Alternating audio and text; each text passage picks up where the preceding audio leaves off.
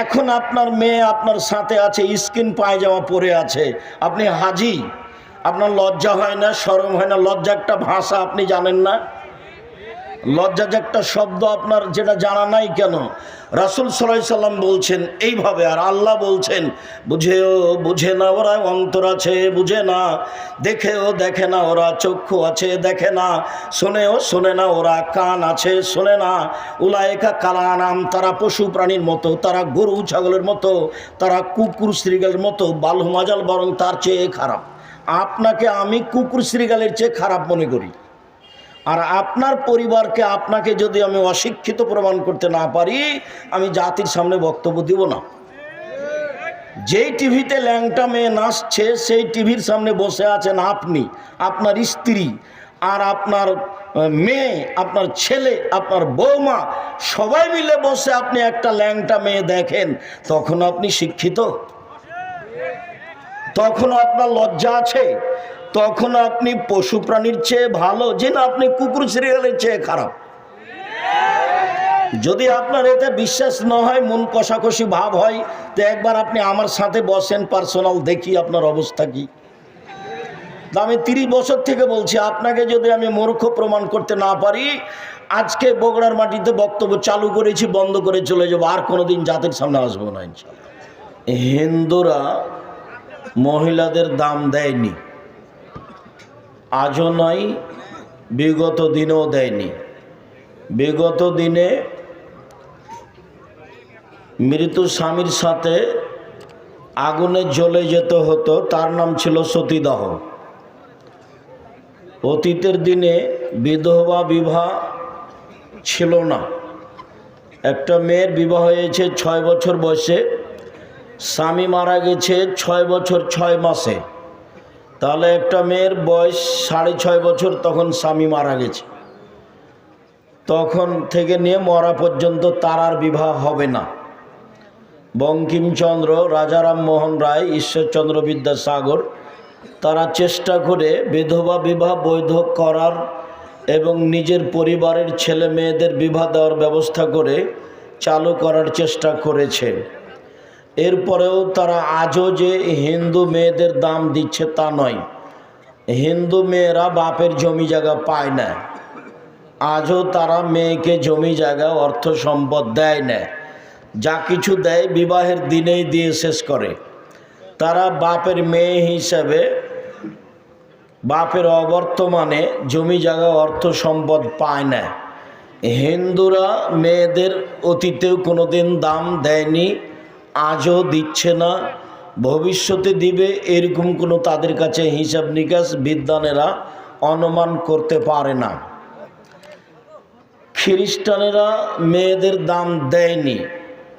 খ্রিস্টানেরা মনে করেছে যে মেয়েরা হচ্ছে উপভোগীয় জিনিস, বাস যতদিন পর্যন্ত তাকে উপভোগ করা যায় ততদিন পর্যন্ত রাখতে হবে।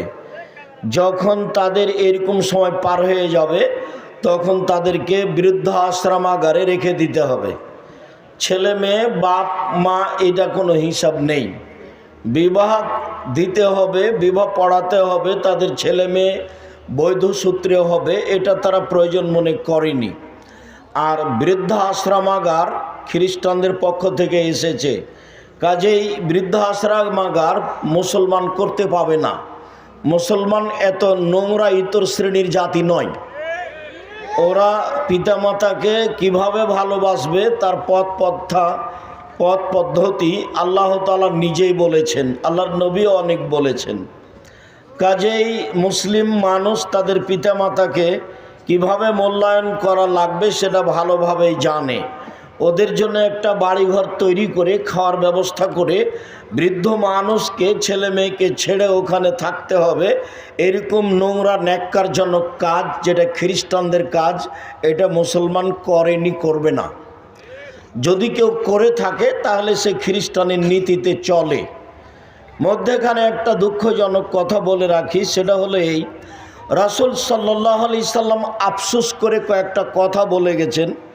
অনেক হাদিস আছে তার আফসোসজনক, তার এইটা একটা, যে পৃথিবীর মানুষ মনে রেখো, আমি আমার উম্মতের প্রতি আশঙ্কা করি এই জন্য যে আমার উম্মতের যারা আলেম ওলামা তারা ধর্ম বিক্রি করে খাবে। আদি আইম্মাতাম মুদিল্লিন, ভ্রান্ত হুজুর। আমি আমার উম্মতের উপরে যেটা বেশি আশঙ্কা করি সেটা হলো আলেম ওলামা মানুষ, তারা ধর্ম বেচে খাবে, ধর্ম বিকৃত করে জাতির সামনে পেশ করবে। এইটা আমার একটা আফসোস। তিনি কথা বলেছেন, তাবদ কাবাইল মিন উম্মতি আল আওসান, আমার উম্মত মূর্তি পূজা করবে। হিন্দুরা মূর্তি পূজা করে, সরস্বতী, ভগবতী, কালী, দুর্গা, তারা এগুলির পূজা করে। মুহাম্মদ সাল্লাল্লাহু আলাইহি সাল্লামের বাপ চাচারা, অতীতের যারা চলে গেছে পৌত্তলিক, তারা লাত, মানাত, উজ্জা, হবল এগুলোকে আল্লাহ বলে মানত। মুহাম্মদ সাল্লাল্লাহু আলাইহি সাল্লাম যখন আসলেন তখন তার বংশের লোকজন 360 জন মাবুদ মানত বলে কোরআন হাদিস উল্লেখ করে। আমার উম্মত মূর্তি পূজা করবে, এটা আমার আশঙ্কা। তিনি তৃতীয় বাক্যে বলেছেন, সাতালতাহেক কাবাইল মিন উম্মতি বিল মুশরিকিন, আমার উম্মত হিন্দুদের সাথে মিশে যাবে। গান বাজনা বাদ্যযন্ত্র হিন্দুদের কাজ। এখন নির্দ্বিধায় মুসলমানের বাড়িতে, মুসলমানের ছেলেদের বড় মোবাইলে, মুসলমানদের দোকানপাটে গান বাজনা বাদ্যযন্ত্র চলে। অথচ রাসূল সাল্লাল্লাহু আলাইহি সাল্লাম বলছেন, লা তাবিউল কায়নাত, যারা গান বাজনা বাদ্যযন্ত্রে লিপ্ত তাদের ব্যবসা তোমরা করো না। ওলা তাশতারুহুন্না, তাদের তোমরা ক্রয় করো না।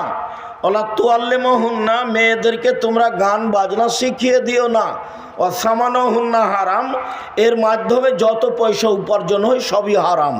দোকানে টিভি রেখে যে পয়সা উপার্জন করা হয় তা হারাম।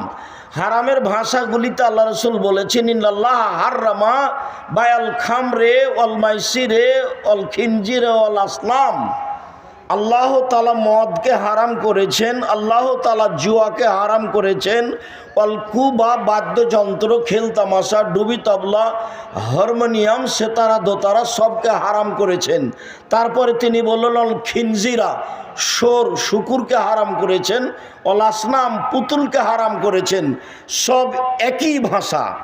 যেই ভাষা দিয়ে মদ হারাম করা আছে, যেই ভাষা দিয়ে জুয়া হারাম করা আছে, যেই ভাষা দিয়ে শুকুর, সোর হারাম করা আছে, সেই ভাষা দিয়ে বাদ্যযন্ত্র, খেলতামাশা, ডুবি তবলা, হারমোনিয়াম, দোতারা, সেতারাকে হারাম করা আছে।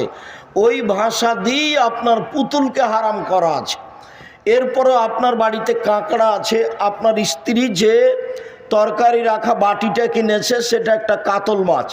আপনার স্ত্রী যেটা আপনার একটা আয়নায় কিনেছে মুখ দেখার জন্য সেটা রুই মাছ। আপনার স্ত্রী যে একটা প্লেট কিনেছে ভাত খাওয়ার জন্য সেটাতে চিংড়ি মাছ আছে। আপনার স্ত্রী আপনার বাচ্চার পেশাব পায়খানার জন্য একটা পট কিনেছে, সেটা হলো ঘোড়া।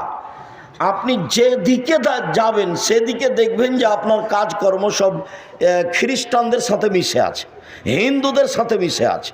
এগুলো হলো হিন্দুদের কাজ। গান বাজনা, খেলতামাশা, বাদ্যযন্ত্র, ছবি, মূর্তি, এগুলো হিন্দুদের কাজ। আপনার মেয়ের জন্য একটা জামা কিনেছেন ছেলের জন্য, সেটাতে আপনি দেখতে পাবেন কার্টুন। আর আপনার ছেলের মাথার চুল আছে তো ইহুদি খ্রিস্টানদের খেলোয়াড়দের মতো। আপনার ছেলের গায়ে গেঞ্জি আছে হিন্দুদের, ইহুদিদের পোশাক। গেঞ্জির পিছনে 10 লেখা আছে, যাতে আমরা থুথুও ফেলি না। আপনার ছেলের গেঞ্জিটা যদি আমার এখানে টয়লেটে পড়ে থাকে তো আমি ওটা পা দিয়ে সরিয়ে দিয়ে পেশাব করব। ওই গেঞ্জিটা আমি আব্দুর রাজ্জাক বিন ইউসুফ পেশাবও করি না। আপনি কেমন নোংরা ইতর শ্রেণীর মানুষ, আপনার বিদ্যা বুদ্ধি সব কমে গেছে। আপনি ইহুদি খ্রিস্টানদের নীতির সাথে একবারে দিন রাত জীবন বাজি রেখে মিশে যাওয়ার চেষ্টা করছেন। তাই তো আল্লাহ নবী বলছেন, পৃথিবীর মানুষ, আমি দুঃখ সহকারে বলে গেলাম, লায়াতিয়ান্না উম্মতি মা তাআলা বানি ইসরাইল, ইহুদি খ্রিস্টান যেসব কর্মে লিপ্ত হয়েছে আমার উম্মত সেই কর্ম করবে। মনে রেখো, ডান হাতের বিঘত যেমন বাম হাতের সমান সমান সমান, আমার উম্মত তেমন নিয়ম নীতিতে, কাজকর্মে, খাসলাতে, অভ্যাসে, পোশাক আশাকে, চলাফেরাতে, খাতা কলমে মিশে যাবে ইহুদি খ্রিস্টানের সাথে সমান সমান। তিনি বললেন, পৃথিবীর মানুষ মনে রেখো, হাদুয়া নাল বিন নাল, ডান পায়ের জুতা যেমন বাম পায়ের সমান, ডান পায়ের জুতা যেমন বাম পায়ের সমান সমান সমান, তেমনিভাবে আমার উম্মত ইহুদি খ্রিস্টানের সাথে মিশে যাবে সমান সমান। এই পর্যন্ত বলে তিনি চুপ থাকলেন না, এবার ভাষাগত তিনি নিচে নামতে লাগলেন। নিচে নামতে নামতে নামতে বলছেন, পৃথিবীর মানুষ মনে রেখো, ইহুদি খ্রিস্টান যদি মায়ের সাথে জেনা করে থাকে তো আমার উম্মত তাদের সাথে মিল দিতে গিয়ে মায়ের সাথে জেনা করবে। হাদিস তো সহি।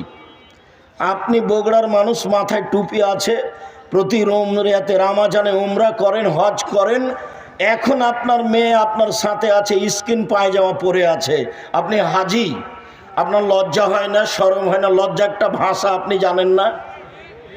লজ্জা যে একটা শব্দ আপনার যেটা জানা নাই কেন? রাসূল সাল্লাল্লাহু আলাইহি সাল্লাম বলছেন এইভাবে, আর আল্লাহ বলছেন বুঝেও বুঝে না ওরা, অন্তর আছে বুঝে না, দেখেও দেখে না ওরা, চক্ষু আছে দেখে না, শোনেও শোনে না ওরা, কান আছে শোনে না। উলায়েকা কালানাম, তারা পশু প্রাণীর মতো, তারা গরু ছাগলের মতো, তারা কুকুর শ্রীগালের মতো, বালহুমাজাল, বরং তার চেয়ে খারাপ। আপনাকে আমি কুকুর শ্রীগালের চেয়ে খারাপ মনে করি, আর আপনার পরিবারকে, আপনাকে যদি আমি অশিক্ষিত প্রমাণ করতে না পারি, আমি জাতির সামনে বক্তব্য দিব না। যেই টিভিতে ল্যাংটা মেয়ে নাচছে, সেই টিভির সামনে বসে আছেন আপনি, আপনার স্ত্রী, আর আপনার মেয়ে, আপনার ছেলে, আপনার বৌমা, সবাই মিলে বসে আপনি একটা ল্যাংটা মেয়ে দেখেন, তখন আপনি শিক্ষিত? তখন আপনার লজ্জা আছে? তখন আপনি পশু প্রাণীর চেয়ে ভালো, যে না আপনি কুকুর সিরিয়ালের চেয়ে খারাপ? যদি আপনার এতে বিশ্বাস না হয়, মন কষাকষি ভাব হয়, তো একবার আপনি আমার সাথে বসেন, পার্সোনাল, দেখি আপনার অবস্থা কি। আমি 30 বছর থেকে বলছি, আপনাকে যদি আমি মূর্খ প্রমাণ করতে না পারি, আজকে বগুড়ার মাটিতে বক্তব্য চালু করেছি, বন্ধ করে চলে যাবো, আর কোনোদিন জাতির সামনে আসবো না ইনশাল্লাহ। রাসূল সাল্লাল্লাহু আলাইহি সাল্লাম এটা দুঃখ করে বলেছেন, আফসোস করে বলেছেন, ওরা যদি মায়ের সাথে জেনা করে তো আমার উম্মতের অভ্যাস, খাসলাত, শিষ্টাচার এত খারাপ হবে যে ওদের সাথে মিল দিবে মাথার চুল কাটাতে, ওদের সাথে মিল দিবে দাড়ি চেঁচে ফেলাতে, ওদের সাথে মিল দিবে মেয়েদের নখে নেইল পালিশ দেওয়াতে, বড় করাতে। এটা তো ইহুদি খ্রিস্টানদের পতিতালয়ের মেয়েদের বৈশিষ্ট্য। নখ বড় রাখা, নখে নেইল পালিশ দেওয়া, এটা তো ইহুদি খ্রিস্টানদের পতিতালয়ের মেয়েদের বৈশিষ্ট্য। তো আপনার চোখের সামনে আপনার মেয়ের নখ বড় আছে, আপনি বলেন না কিছু, তখন আপনি শিক্ষিত? আমি যদি বলি আপনি কুকুর শ্রীগালের চেয়ে খারাপ, তা আপনাকে তো আমি 30 বছর থেকে বলছি যে নখে নেইল পালিশ দেওয়া, নখ বড় রাখাটা ইহুদি খ্রিস্টানদের পতিতালয়ের মেয়েদের বৈশিষ্ট্য। তো এটা আপনার হিসাব হয় না কেন? সব নবীদের বৈশিষ্ট্য ছিল 10টা, সব নবীদের অভ্যাস ছিল 10টা, সব নবীদের খাসলাত, স্বভাব ছিল 10টা, তার একটা হলো নখ কেটে ফেলা। আপনারও বড় আছে, আপনার মেয়েরও বড় আছে। আমার উম্মত ইহুদি খ্রিস্টানদের সাথে মিশে যাবে। খ্রিস্টান মেয়েদের দাম দেয়নি, তারা যখন মেয়েরা যুবতী হয়েছে তখন তাদের সাথে জেনা আরম্ভ করেছে, যখন তাদেরকে আর ভালো লাগবে না তখন তাদের সাথে জেনা বন্ধ করে বৃদ্ধ আশ্রম আগে দিয়ে দিবে। এই হলো নারী। আর ইহুদি বলেছে যে ওরা তো হলো ডাইনি, মহিলা হচ্ছে ডাইনি, ওরা হলো পেতনি, ওরা স্বামীকে খেয়ে নেয়। বগুড়াতে আজও হাজারো গ্রাম আছে যেই গ্রামের মহিলারা বলে যে স্বামীর নাম ধরতে হয় না, নাম ধরলে স্বামী মারা যাবে। এটা হলো ইহুদিদের স্বভাব, এটা হলো ইহুদিদের স্বভাব।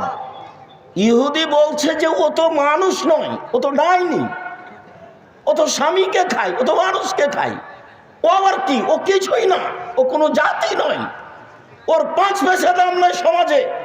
আপনি আজকে একটা বই কিনে দেখুন, বইয়ের নাম হচ্ছে কেন এই নির্যাতন, কি তার প্রতিকার। বেগম রোকেয়া লিখেছে, অবরোধবাসিনী, মুসলিম মহিলা অবরোধবাসিনী। বগুড়া ট্রেন স্টেশনে বগুড়া জেলার কিছু মহিলা হজ করতে যাবে, তো ওরা পর্দা করে, তো ট্রেনে যাবে ঢাকা, তখন ওদেরকে পর্দার কারণে একটা বড় চাদর দিয়ে 3, 4, 5 জনকে ঢাকা আছে। তখন টিকিট মাস্টার একটু বের হয়েছেন, বাইরে দেখবেন সব কিছু দেখছেন, অনেকগুলি বস্তা মনে হচ্ছে পর্দা দিয়ে ঢাকা আছে, তো পা দিয়ে লাথি মেরে মেরে দেখছেন যে এগুলো কিসের বস্তা। বেগম রোকিয়া লিখছে এভাবে,